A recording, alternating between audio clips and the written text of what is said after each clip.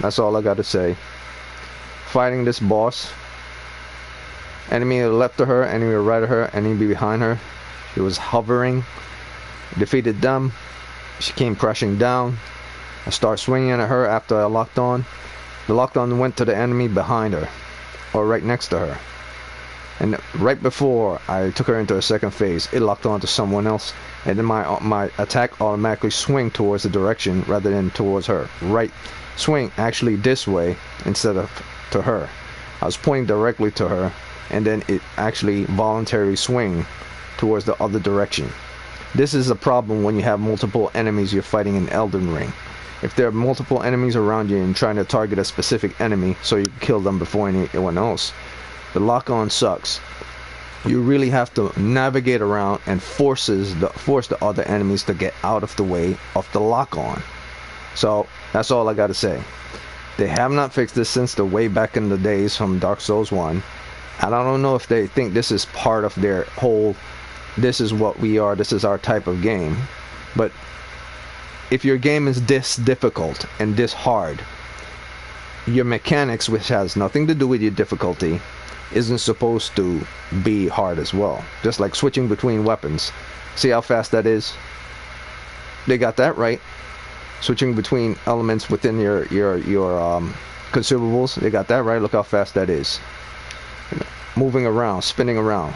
Look how fast that is. The jumping. Well, it's not the fastest jump, but that's the jump. The lock-on, however, has still been the same. I don't know if it's the same goddamn code or something else, but it's the same. And this isn't a complaint, this isn't a rant, this is an obvious thing that even pros and other people have stated about this game. The lock-on sucks, so that's a major thing I'm going to take away from the game itself. For that one thing, the lock-on. I already took away for the game being tailored specifically to only one type of people. And if you don't like it, that's why I say that's too bad, because games are for everyone. If it's for people who are above a certain age, like kids or disabled people, you have to stay in the game. They do state it that this is a certain age group for people to play the games, but nothing about disabled and nothing about you know, the type of tailoring to a certain type of people. So basically, once you get above a certain age, you could play this game. It has a game rating. So, you know, but even a game above a certain age is for a specific type of people based on this type, because not everyone, well, can play this game, to be honest with you. There's also that invasion I told you about. I found out what it was. Is an actually freaking mission in the game that forces you to invade people. So you got to play the game, you know invasion is part of the process, yada yada, that's the way it is. But now, when you finally get to a certain point, you find out that invasion is an actual quest. So yes, no longer is invasion something that just happens. It's actually part of a quest. So the people who gave you the game not only gave you the game so you could play it and then have to deal with invaders, they actually now force you to be an asshole. That's basically what Miyazaki's saying. I'm going to not only give it to you, I'm going to make you play as an asshole and voluntarily interrupt someone's game to be an asshole even though you don't want to do it. So that's why I took another one off. That the game forces you to be a dickhead. It's already a dickhead to have it in there and have it pop up all the damn time. But if you appeal to it, then you can ignore that part of what I said. What you can't ignore, and what nobody could ignore, is that now it forces you, the person that don't want to do invasion, to do it in order to complete a quest. So that's that. So there's 1 point off for tailoring to a specific type of group, because you can't say this for everyone. 2, the lock-on feature, and now 3, a major one. I mean the invasion, and now 3, a major one. Probably the worst of them all, the lock-on. Now this game got tons of things right. The atmosphere, the harmony, because look at this. This is red, blue, orange. These are what are called harmonious colors. Each of them have something of the same color inside of them. Red has certain type of weight in it, and also certain type of black in it. Blue have certain white and certain, but those are called the basic standard colors.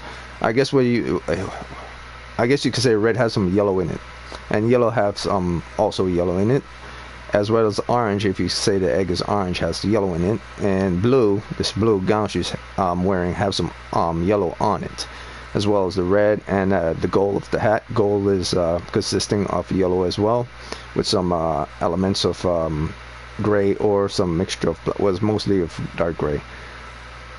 So basically this is an entirely harmonious thing, more dominant with blue, but a mixture of harmonious colors: red, blue, yellow, and I guess you would say if you throw in green it will be more earth-based. But it gets a lot of things right. It gets a lot of jumping right, swinging right, consumables right. However, there's not like a consumable button that you could go back when you were selecting something from your consumables.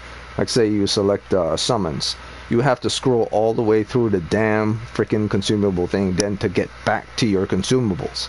Now, I'm not sure if that's part of the mechanics of making the game difficult, but to me that's kind of stupid, because now when you're running away and you drink and you take your flask, you took your flask for healing yourself. When you're running away, try to avoid getting damaged by an enemy. You basically have to let go of your left stick to then press on the consumables, then speed back up and running again, let go of speed, look for, hide behind something, speed back over.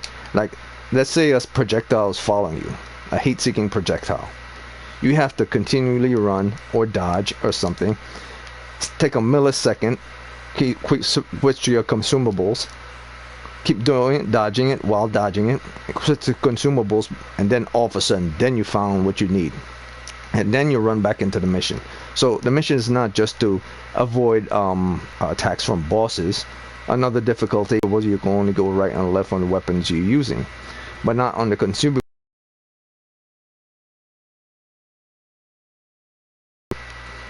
And then in order to get to it, even for a millisecond, just to get to the next one, you have to stop again for the next second to get to the next one. And you have to stop for another second to get to the next one. You can't keep moving. What people say in this game, you have to keep moving when you're around enemies. You dodge, you go for your attack, and then get to your consumables, and then take your consumables and so on, and keep dodging, going for attack, and then you summon.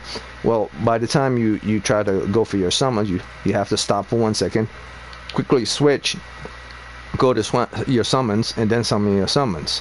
And then when you summon your summons, that's a couple of seconds. So that's part of the mechanics of the difficulty of the game. That I can understand. But trying to find your summons doesn't work, because even if, let's say, you do find your summons and now you want to get back to your flask so you could heal yourself, you have to scroll through the whole goddamn thing to get right back to flask. You summon your wolves.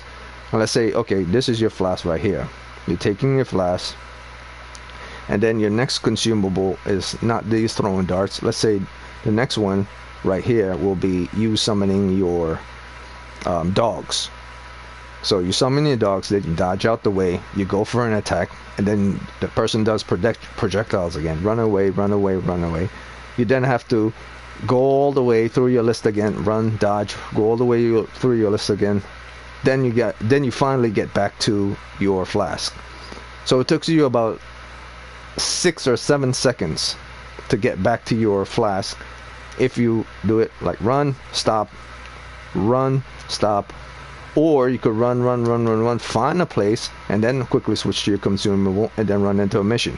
But here's the thing, when you get to other bosses in the game, there's not going to be anything for you to hide behind. That's an issue. That's also part of the difficulty of the game, I understand. But in a situation where there's nowhere to hide, you can't stop for a second, then this sucks balls, because you can't go back and forth on it. You're only going in one direction, and no one could tell me who are fanboys or they're not fanboys. That's up